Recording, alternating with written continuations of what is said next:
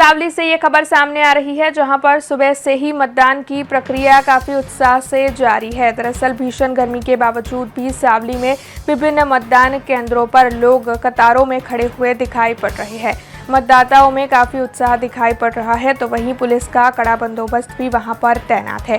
वैसे आपको बता दें कि सावली के विधायक केतन इनामदार की ओर से भी अपने परिवार के साथ वोट दिया गया है और उसी के साथ बाकी सभी से जल्द वोट देने की अपील उनकी ओर से की गई है।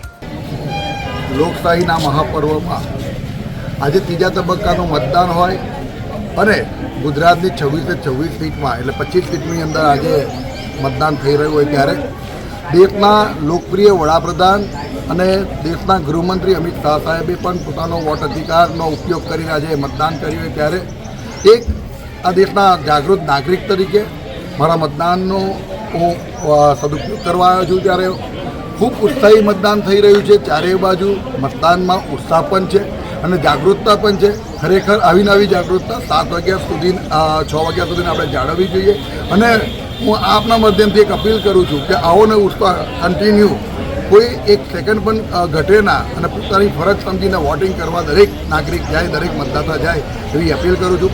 हमसे जुड़े रहने के लिए हमारे YouTube चैनल को सब्सक्राइब करें और नई वीडियो की नोटिफिकेशन के लिए बेल आइकॉन को दबाएं।